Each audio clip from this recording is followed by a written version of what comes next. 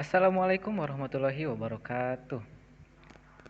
Halo teman-teman, kami dari kelompok 2 mata kuliah Arsitektur dan Organisasi Komputer akan sedikit menjelaskan tentang memori sekunder. Oke, sebelumnya saya akan memperkenalkan anggota kelompok kami.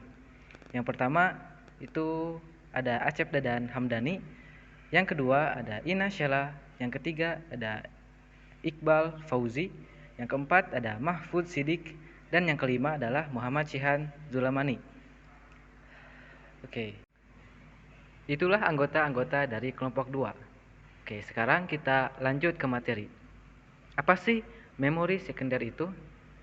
Untuk lebih jelasnya, mari kita simak video berikut ini. Pengertian memori sekunder. Memori sekunder memori adalah penyimpanan yang terpisah atau tidak berhubungan langsung dengan Central Processing Unit atau CPU. Memori sekunder digunakan untuk menyimpan atau menampung data yang lebih besar dan permanen. Bisa juga dikatakan sebagai backup dari memori utama. Memori sekunder juga disebut juga penyimpanan eksternal. Data dalam memori sekunder tidak dikontrol langsung oleh komputer, meskipun datanya berasal dari memori utama.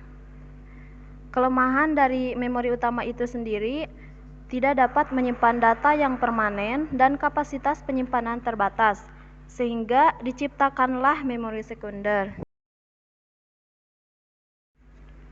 Ciri-ciri memori sekunder. Yang pertama, bersifat non-volatil. Walaupun komputer dimatikan, data-data yang disimpan di sarana penyimpanan sekunder tidak hilang. Data ini disimpan dalam piringan-piringan magnetik. Yang kedua, tidak berhubungan langsung dengan CPU. Pada memori sekunder, tidak langsung terhubung dengan CPU, melainkan membutuhkan perantara untuk menghubungkan kedua perangkat ini. Yang ketiga, akses data cukup lambat. Data yang berada di sarana penyimpanan sekunder memiliki waktu yang lebih lama untuk diakses dibandingkan dengan mengakses di memori utama. Selain disebabkan oleh bandwidth bus yang lebih rendah, hal ini juga dikarenakan adanya mekanisme perputaran hand dan piringan magnetik yang memakan waktu. Yang keempat, harganya relatif murah. Perbandingan harga yang dibayar oleh pengguna per byte data jauh lebih murah dibandingkan dengan harga memori utama. Beberapa fungsi dari penyimpanan sekunder. Yang pertama, dapat menyimpan berkas secara permanen. Data atau berkas diletakkan secara fisik pada piringan magnet dari disk yang tidak hilang walaupun komputer dimatikan.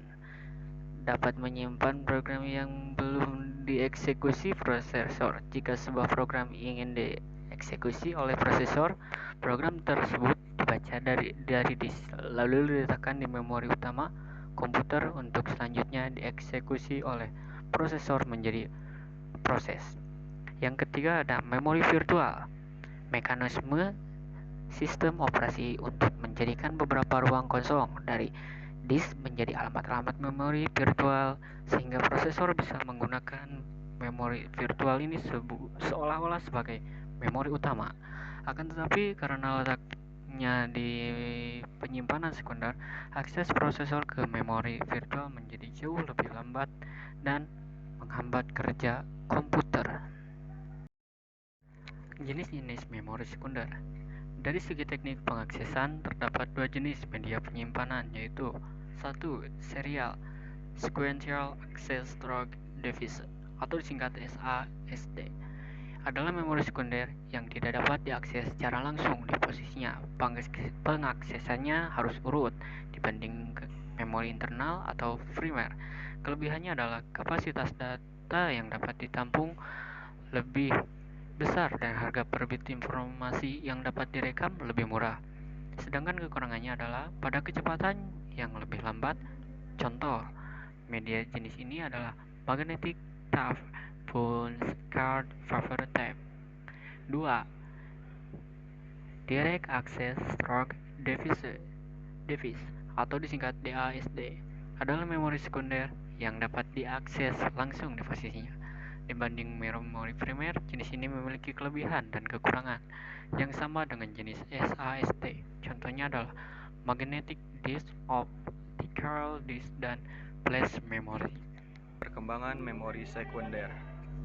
Media penyimpanan data sekunder yang digunakan secara umum adalah berjenis magnetik dan optikal. Berikut penjelasan tentang teknologi-teknologi tersebut. Yang ke-1 yaitu magnetik. Media penyimpanan magnetik menggunakan pola magnetisasi yang berbeda pada permukaan yang dilapisi magnetik untuk menyimpan informasi. Memiliki karakteristik non-volatil. Informasi diakses menggunakan satu atau lebih read atau write head yang berisi satu atau lebih transducer rekaman. Sebuah read-write head yang mengcover satu bagian dari permukaan sehingga head atau medium atau keduanya harus dipindahkan relatif ke yang lain untuk tujuan mengakses data. Perkembangan media penyimpanan magnetik itu A. Punch card, B. Punch tape, C. Selectron tube, D. Magnetic tape, E. Compact cassette, F. Magnetic drum, G. Floppy disk, H. World-first hard drive, I. Hard drive. Contoh media penyimpanan magnetik: A. Disket floppy, B. Hard disk, C. Zip drive, D. Memory card, E. Flash disk. Yang kedua itu optikal. Penyimpanan data atau dokumen dengan menggunakan optical disk atau optical storage pada prinsipnya adalah memanfaatkan suatu sinar laser berkekuatan tinggi untuk menuliskan data pada disk atau tape dengan membakar lubang-lubang mikroskopik yang dinamai pits pada permukaannya. Data kemudian dibaca dengan suatu sinar laser berkekuatan rendah. Cara yang sama dipakai dalam menginterpretasikan informasi dalam kertas-kertas dan kartu dengan menggunakan refleksi cahaya atau sinar untuk mendeteksi ada tidaknya sebuah lubang. Dengan teknologi tersebut, penyimpanan data dengan menggunakan media optik menjadi populer karena dipandang efektif dan efisien. Optical storage dapat menjadi suatu alternatif pembiayaan yang efektif untuk semua jenis data. Untuk data yang volumenya besar, penyimpanan dengan menggunakan optical disk jauh lebih ekonomis jika dibandingkan dengan penyimpanan pada magnetic disk. Selain pertimbangan biaya, faktor kapasitas simpan, kenyamanan, dan kecepatan akses menjadi alasan yang tepat untuk menggunakan optical disk sebagai penyimpan data. Dengan berbagai keunggulan yang dimiliki oleh optical disk tersebut, mengakibatkan perkembangan media ini terus dilakukan dengan munculnya berbagai tipe media optik. Pada dasarnya, ada 3 tipe dari optical storage, yaitu pre-recorded, writable, dan readable.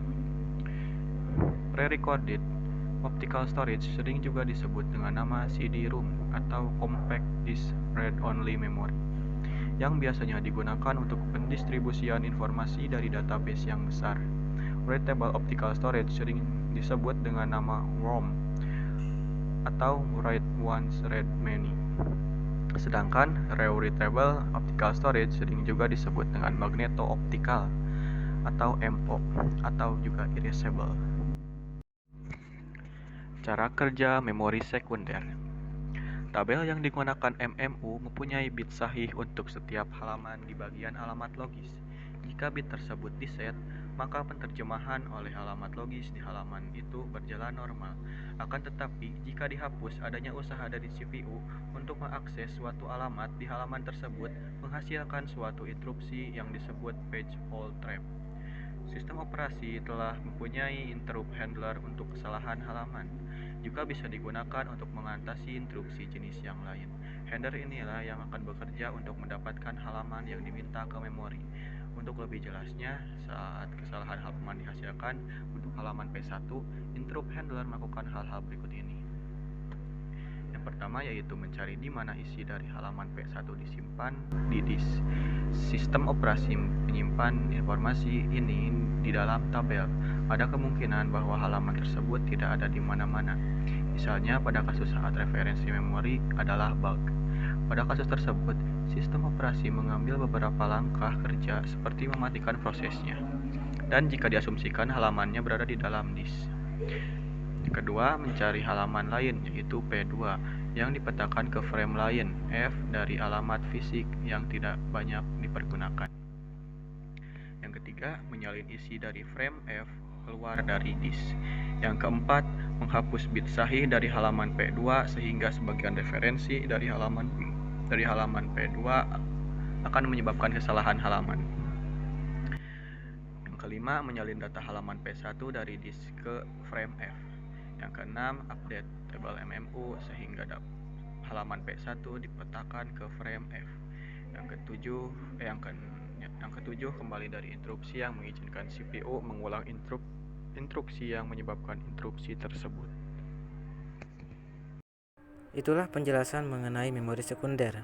Dapat kita ambil kesimpulan bahwa memori sekunder adalah memori yang sering kita sebut sebagai memori eksternal.